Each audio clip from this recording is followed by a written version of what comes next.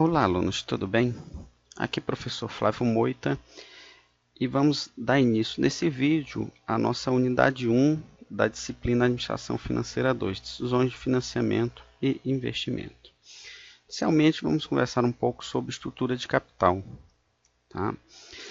O que vem a ser estrutura de capital? A estrutura de capital ela está relacionada diretamente à composição das contas do passivo da empresa, que nós já sabemos que são suas fontes de financiamento.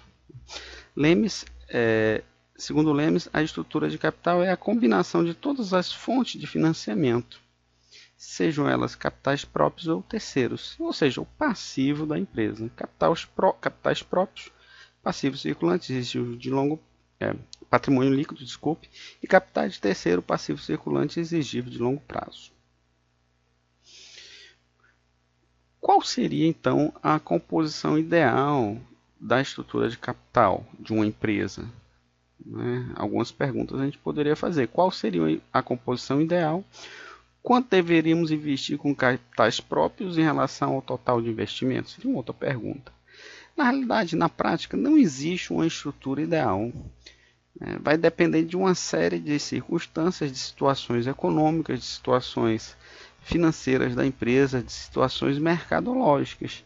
Então, o administrador financeiro ele deve acompanhar constantemente a formação de capital dentro da empresa, né? Seja buscando capitais no mercado, seja reinvestindo lucros, tá? Dependendo da circunstância que se apresentar aí na economia e no mercado em que a empresa atua, ou nos mercados em que a empresa atua. Lemes também destaca alguns fatores em relação à escolha da estrutura de capital, a composição da estrutura de capital. Uma das coisas que ele comenta são as condições gerais da economia, de demanda e oferta e inflação. Macroeconomia ela influencia muito as empresas. Então, se você tem uma taxa de juros muito elevada, a tendência é que você busque outras fontes de financiamento para a empresa, que exijam menos juros, procurando talvez fontes não onerosas, tipo renegociando prazos com fornecedores ou mesmo buscando emissão de novas ações, fontes pouco onerosas. Condições de mercado também podem influenciar. Um mercado mais aquecido vai exigir mais investimentos da empresa para aumentar a produção dos produtos que ela produz para atender o mercado, então vai exigir mais recursos. Por outro lado, um mercado mais excessivo, a empresa talvez precise se desfazer de alguns dos seus ativos, diminuir algumas fontes onerosas de capital, condições operacionais e financeiras da empresa, o risco financeiro do negócio. Se a empresa está atuando em negócios muito arriscados, ela tem que tomar muito cuidado. A posição tributária, a forma como você levanta recursos, você pode pagar mais imposto ou menos imposto. Isso dentro das normas vigentes das legislações tributárias municipais, federais e estaduais. Sincronia entre fluxo de caixa, etc. Volume de recursos a serem financiados também. Se a empresa está num projeto de expansão muito forte, ela precisa ter os projetos e ter as fontes de recursos adequadas, porque senão não vai adiantar nada, ela não vai conseguir executar aquele planejamento.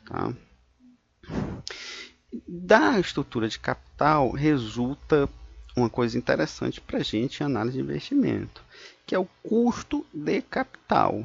O que seria o custo para a empresa desses recursos que a empresa obtém, sejam ele custo de capital próprio ou terceiros.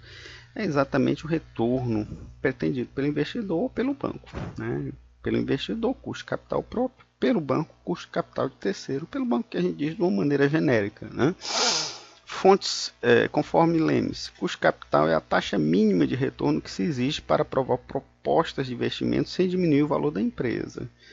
Aquele nosso I usado lá em MQF, que a gente vai ver mais à frente. A gente tem um custo de capital próprio de terceiros. Então, qual é o custo que eu vou usar? É o custo de capital próprio, o desejo pretendido pelos investidores, ou de terceiros, o que é que estão me cobrando no banco, entre aspas, para me fornecer dinheiro? Na realidade, nenhum nem outro. Na realidade, na prática, é a composição desses dois recursos, tá? Que a gente vai chamar aqui de custo médio ponderado de capital. O custo médio ponderado de capital nada mais é do que a média desses dois tipos de capital, capitais próprios e terceiro, ponderado pelo seu volume. Segundo Roger, o custo médio ponderado de capital é a soma dos custos ponderados pelo volume, resultante da multiplicação dos custos efetivos pelas taxas de participação na estrutura de capital. Vamos ver isso então através de um exemplo. Digamos que a gente tenha exatamente essas fontes de financiamento. Capitais próprios, 40 mil. Financiamento do banco A, 40 mil. Com o banco B, 20 mil. Total do passivo da empresa, 100 mil. Digamos que o meu investidor, o meu acionista, deseje pelo menos 20% ao ano de retorno. E o banco 15%, banco 1 15% e o banco 2 30%. Como é que eu vou calcular o custo de capital? É a média desses três custos aqui, 20 mais 15 mais 30 dividido por 3? Não, porque essas fontes aqui têm proporções diferentes. O financiamento do banco 2 é somente 20 mil, enquanto o banco 1 é 40, capitais próprios 40. Então eu tenho que ponderar por esse volume. Como é que eu vou fazer? Pegar, multiplicar 40 mil vezes 20%, somar mais 40 mil vezes 15%, mais 20 vezes 30%. A participação que eu tenho aqui deles é de 40% para o capital próprio, 40% para o financiamento do banco 1, ou seja, porque é 40 por 100, 40%. Se eu pegar e dividir 40 por 100, multiplicar por 100, vai ter 40%. 40% também do banco 1 e 20% do banco 2. 20 mil dividido por 100 dá 20%. Então, nessas proporções aqui, a gente pode aplicar diretamente em cima desse custo de capital para encontrar exatamente o custo médio ponderado de capital. Então, o capital próprio ele representa 40% e me custa 20%. Então, 40% vezes 20%, 0,08. O financiamento com o banco me custa 15% ao ano e ele representa 40% do meu capital. Então, 0,15, que é 15%, vezes 0,40, 0,06. Financiamento com o banco 2 me custa 30% e ele representa 20% da minha participação na minha estrutura de capital. 20, 30%, 0,30 vezes 0,20, 0,06. Se eu somar 0,08 mais 0,06 mais 0,06, a gente vai ter exatamente o nosso custo médio ponderado de capital, que vai ser exatamente a média de retornos que a empresa deve exigir em cima dos seus investimentos. Então, a partir das fontes de financiamento, a gente conta exatamente o nosso I a ser utilizado nas nossas fórmulas de retorno de investimento, que a gente vai ver mais à frente. Mas de onde é que vão surgir esses recursos, de curto e de longo prazo? Fonte de recurso de curto prazo.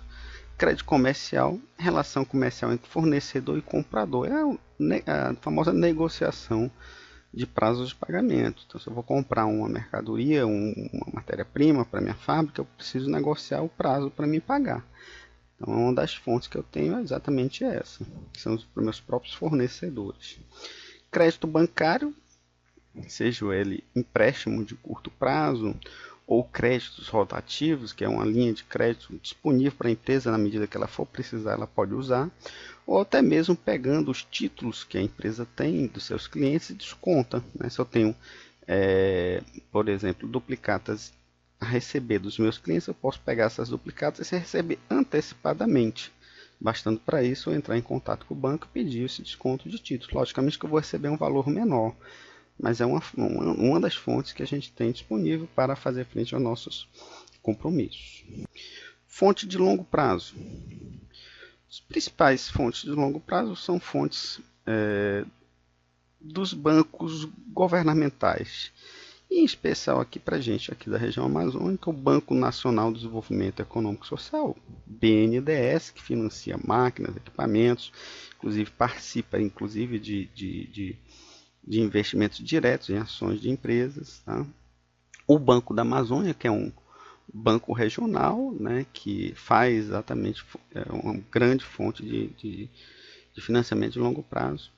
Uma outra forma também é recursos gerados pela própria empresa. Então, a empresa, ao longo do seu exercício social, ao longo do ano de trabalho, ele gera lucros. Esses lucros eles podem ser distribuídos com seus acionistas ou ficarem retidos na própria empresa. Eu reter uma fonte que eu teria disponível. E emissão de ações e títulos de crédito, que são debêntures, especialmente para empresas de sociedade anônimas e principalmente para empresas que têm um capital aberto em bolsa de valores. Ele tem a opção de abrir para novos sócios com uma facilidade bem maior e também lançar títulos de crédito no mercado chamados de debêntures. Isso para sociedades anônimas.